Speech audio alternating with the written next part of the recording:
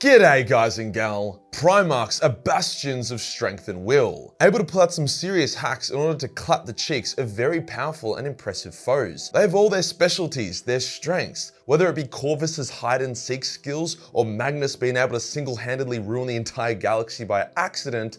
Each Primarch is the lord of their own talents. But I've already done videos about their strengths. You can't walk 10 meters without tripping over the Lion's loyalty or Guilliman's extremely nerdy but wildly impressive logistics skills. But what about their weaknesses? After all, if the Primarchs truly were super awesome, then the standard issue food for the Imperium's military wouldn't be processed human flesh. Before we get started, there are things in life you don't really want to have to spend time and money on, but you just kind of have to. The biggest is preparing food. I bet very few of you are hitting up the local grocery store, buying fresh produce and cooking 5-star meals every night. You're probably getting fat on takeout or living off very mid microwave meals. But what if there was a way to save money, eat healthier, higher protein and more delicious meals with very low amounts of effort? That's where HelloFresh comes in, a service that drops off all the ingredients you need for a week's worth of food to your doorstep with easy to follow instructions on how to cook and prepare each meal. I still don't really know how to properly cook yet, but I eat like a king every single day. All it takes is like half an hour to prepare each meal, and that is a great time to call mates or listen to 40k audiobooks. I've been a customer of HelloFresh for years before they reached out to me, and I'll be a customer for years after this promo goes live. It's genuinely been life-changing for me, and I know for a fact that any of you that sign up today will not regret it. So to get started, use my link and code POGMAJORDES70 and you'll get a massive 70% off and free shipping on your first box. So there's literally no reason not to try at least one. Cheers to HelloFresh for sponsoring this video. As another note, YouTube has recently cracked down pretty hard on this channel and kind of murdered my ad revenue. So sadly, I'll have to try be a bit more PG for the next little while, just while their, Eye of Sauron's upon me. In the meantime, the best ways to support the channel is by buying the Major Minis, picking up the Magical Christmas merch, or subscribing to the Patreon. Every little bit helps. Today we'll go over the weaknesses of each Primarch, showing in-law examples of when these weaknesses were made obvious and knocked the Primarch on their ass. Now let's get into it. Primarch 1 is Lion El'Jonson, who in my opinion is the best Primarch. His tactical abilities are insane, his combat prowess is almost unmatched, and his will and fortitude is unshakable. However, he does have one severe weakness: terrible people skills. The Lion is on the spectrum, and it didn't help that he spent his entire childhood, his development years, deep in the forest of Caliban, stalked by mutated warp monsters without any human contact. When he was discovered by Luther and the Knights of Caliban, he quickly learnt their ways and became an intelligent, wise, and honorable knight, but his autism remained. His brain was operating at such a high level, and he hadn't had good practice communicating, so he struggled to relate to anyone and couldn't really understand the feelings of his underlings. For example, when the Lion made a plan to unite Caliban and destroy the beasts, he got Luther, who was significantly more charismatic, to unite the knightly orders whilst he was the brains behind the operation. When Luther had a moment of doubt when a nuclear warhead was smuggled onto the Lion's ship, the Lion's instincts told him that Luther had a moment of weakness and nearly let him die. However, the Lion's autism meant that he just banished Luther and a few hundred veterans back to Caliban without explanation, causing resentment to foster that would eventually result in Caliban's destruction and the Lion's coma. Worst of all though, the Lion was tricked by Perturabo and gave the traitorous Lord of Iron a bunch of super weapons that he had just bled to keep out of Horus's hands. Time and time again, his lack of social abilities caused massive amounts of damage to himself and the Imperium. Primarch 2 had a lot of weaknesses, otherwise he wouldn't have been scrubbed from the annals of history. Now for an extremely flawed Primarch, we have Fulgrim. A lot of people think Fulgrim was a G until he got the Layer Blade, but nah, the dude was a weak little bitch well before he picked up that penis-shaped sword. He was wildly insecure and needed to prove himself to everyone as a result of his narcissism. However, because his legion had such a rocky start and nearly went extinct, hence delaying his joining of the Great Crusade, he was reckless in his endeavors and attempt to catch up. Even during the invasion of the Layer, he went against his advisors' recommendations and attacked the world without consulting the Imperial Army detachments connected to his fleet, resulting in a very high casualty rate for the Emperor's children. As soon as he took the Layer Blade, his last vestiges of strength strength were torn away, leaving behind a weak, pathetic excuse of a Primarch. Perturabo's weakness mainly revolves around his terrible communication skills. He was a dutiful and stoic son, perfect for grueling siege warfare, but he didn't want to just be this siege master who was constantly thrown into the meat grinder. But the issue is that he never told anyone that. He never complained and simply let the resentment fester inside of him. If he had spoken up and stood up for his legion, then he could have had a path more similar to that of the Imperial Fists. Builders and not just destroyers. He took out his resentment on the guard units attached to his legion, his own Astarte warriors, and even his own homeworld. If he simply just spoke up, it's likely he never would have fallen to chaos. Surprisingly, the Khan, who was one of the Primarchs that was looked down upon by his brothers, is one of the most flawless. He was a logical man driven by common sense and a strong moral compass. He always tried to do the right thing. I guess you could even say that his weakness was doing the right thing. He would take intense risk in order to save the lives of a few insignificant civilians over helping to do his duty or defend a key area. In the grim darkness of Warhammer 40k, humanity is a weakness. Russ, on the other hand, is a bit easier to poke holes in. The dude is the definition of a bigot and a hypocrite. Despite the use of his rune priests, who were Space Wolf Psykers, Russ was openly against Magnus and his use of the warp. He feared it because he did not understand it, which created a lot of issues, such as the fall of Prospero, which pushed Magnus and his legion into the hands of the traitors. Russ was also wildly reckless and impulsive, attacking Horus's legion in a suicidal attempt to atone for his own sins. And he also threw away the Emperor's special spear because he was drunk and sad. Russ would go on to have a bit of a character arc that basically involved him regretting everything, which only serves to highlight his weaknesses further. Rogal Dorn was a solid dude, a bastion of loyalty amongst the sea of bitches and traitors. However, he was extremely stubborn, which is, funnily enough, both his greatest strength and weakness.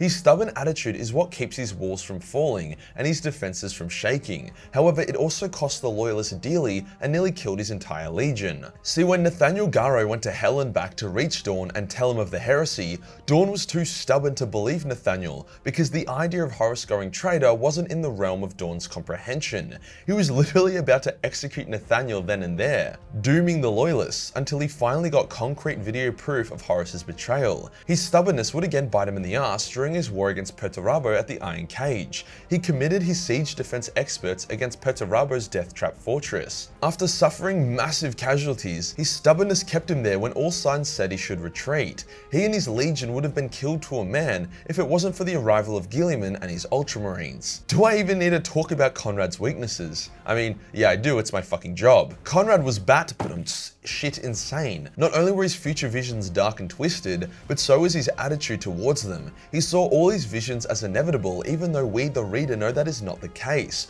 Fortune is fickle and can change on a whim. However, Conrad believed otherwise. Every bad vision he saw, he believed would come to pass no matter what he did. Hence, he ensured it would actually happen.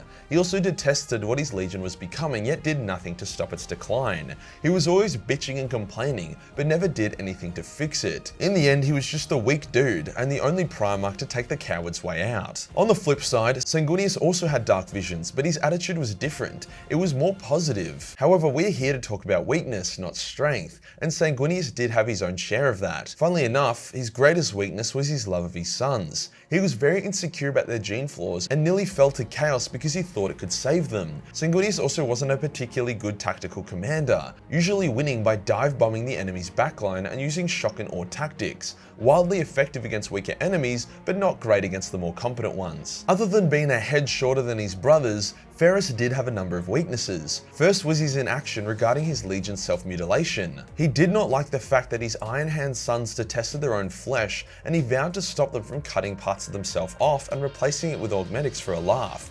But he didn't actually stop them. His temper also clouded his judgment, leading his loyalist forces on Isstvan into a slaughter because his pride demanded he have a showdown with Fulgrim. Ferrus was steadfast, but his few weaknesses directly led to his death. Primarch 11 had a lot of weaknesses, as evident by the fact that the Imperium deleted him.